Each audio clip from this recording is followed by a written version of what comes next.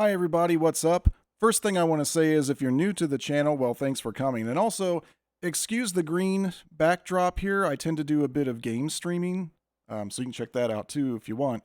But this is just kind of how I'm set up at the moment. But today, I'm doing a bit of a drum tutorial. I've got my snare drum out here, and I just wanted to do a series of videos about how to play drums rudimentally and just kind of go over some of the basics in the 26 standard drum rudiments. In this video, I'll just be talking about the grip and a couple different types of basic strokes. So first of all, what am I playing on? Well, this is a sort of a drum pad that's sitting on top of my snare drum right now.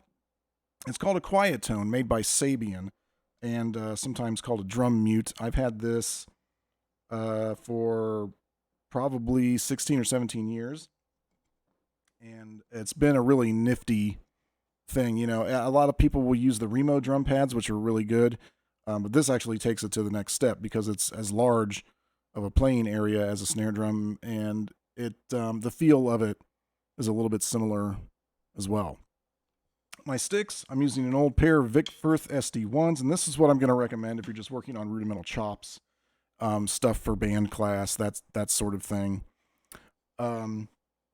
Okay, so the grips. There's two main grips that drummers will use, match grip and a traditional grip. And which one you use is really based on personal preference.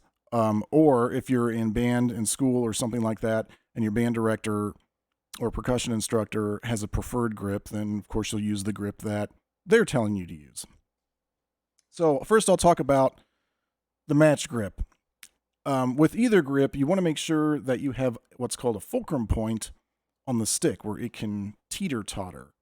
And for me, it is between the index finger and the thumb right here. Now, you'll find, let me make sure I get that in the picture there. Turn it a little bit like this. There we go. Excuse me. You'll find that some drummers may actually switch over here and use kind of a middle finger fulcrum. I don't do that. I've used this grip for basically my entire life as I've been playing drums. It hasn't failed me, so you're probably safe going with that just for the purpose of this video.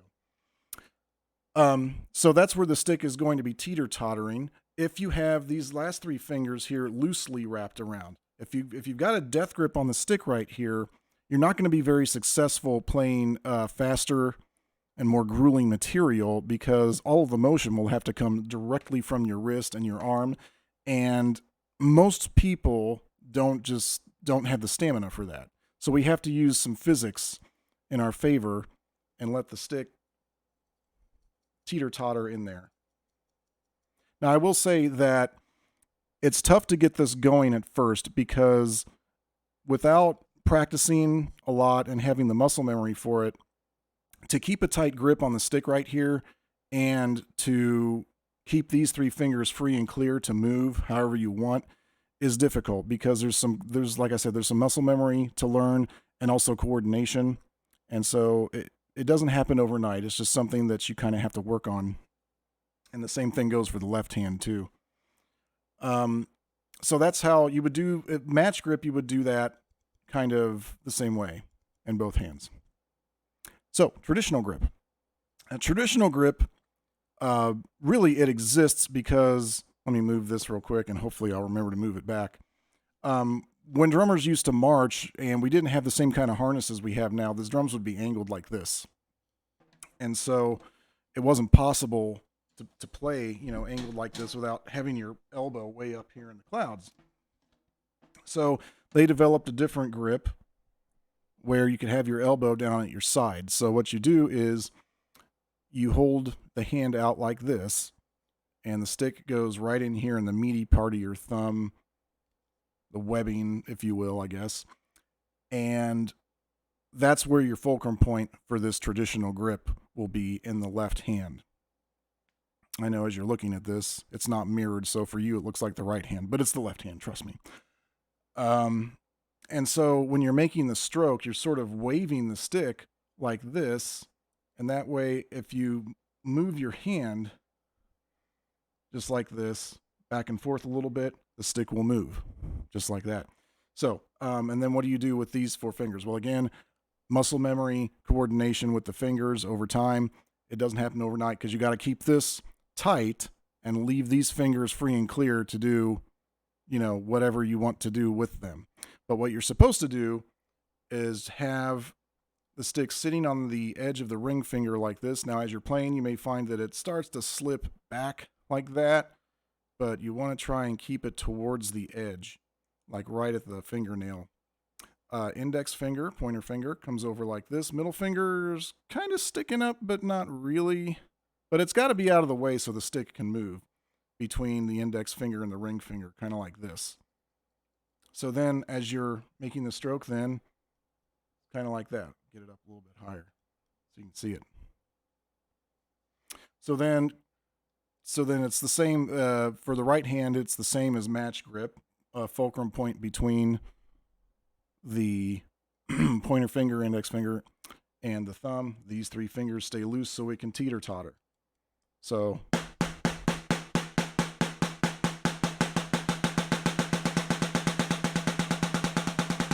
now, one thing I want to mention is as you're playing, and this is kind of going into the strokes now, but as you're playing, if you let the stick hit the drum, you'll feel the stick come back off the drum. It's like Newton said, every action has an equal but opposite reaction. Well, the opposite reaction is that it's coming. Whoop! I got the drum set a little higher, so I might hit the rim sometimes. I'll try to sit up. It will come back up. That's called the rebound. And if you learn how to control the rebound, then you can start to play faster and use these 3 fingers here to propel the stick back towards the drum, and then up again and back down and up, and then you can just do this to sort of play faster with one hand.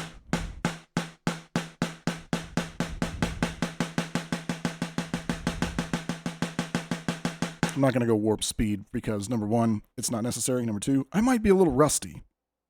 So we don't need to go there. But left hand, same sort of thing. You're going to kind of try to use your index finger to bring the stick back down.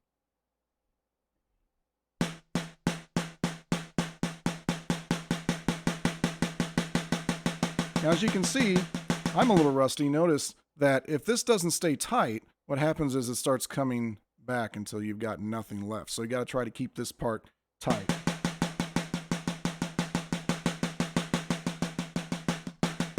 And sometimes as you're playing, you may discover it doesn't feel right when the stick is rebounding. It could be either because you're too far up on the stick or too far back. If I'm like halfway up, what happens is the weight of the stick is too heavy in the back. So it's like puts a lot of shock right there on your thumb.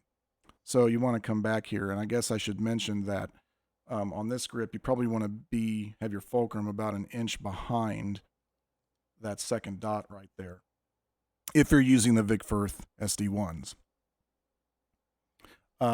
With the right stick, usually my thumb is right around where that second red dot is, the edge of my thumb.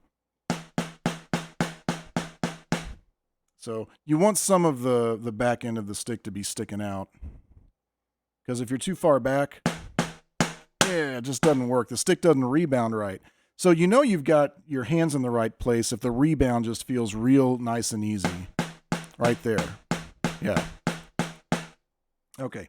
So that's the basic stroke, as you just let the stick hit the drum, come back up.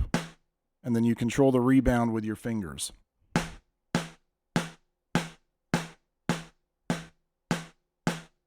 Okay.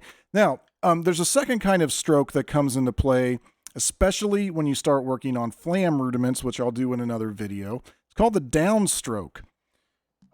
So this happens when you prevent the stick from rebounding back up.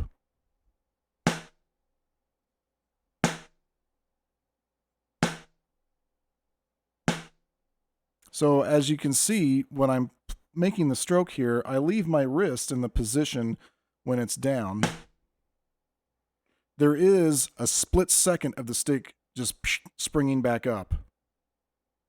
When I do it anyway.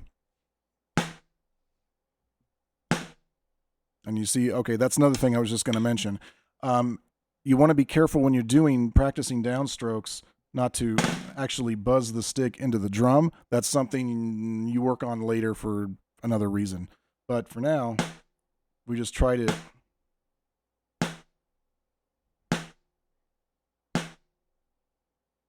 keep the stick as close to the head of the drum as you can when you're working on these downstrokes. With the left hand, same kind of deal.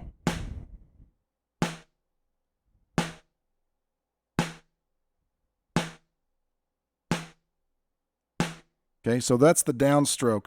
Now, how do you get out of that when you're playing? You know, when you do a downstroke, but then you got to do another regular stroke, or what's called an upstroke or a legato stroke.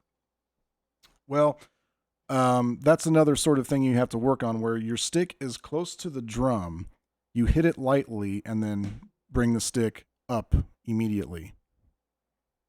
So a lot of times in marching band, you'll see the drum lines, the snare drummers in particular, working on an exercise where they do a downstroke and then an upstroke and another downstroke, and they just alternate downstrokes and upstrokes.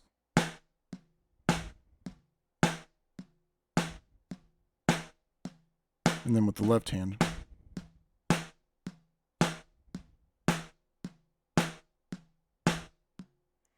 So those are some basic strokes that you want to practice on just to get kind of the feel of what it's like to start playing rudimentally. In my next video, I'll start talking about how to do the double stroke roll rudiments and how to sort of accomplish a double stroke roll. So thanks for watching, and hopefully this was informative for you, and I'll see you in the next video.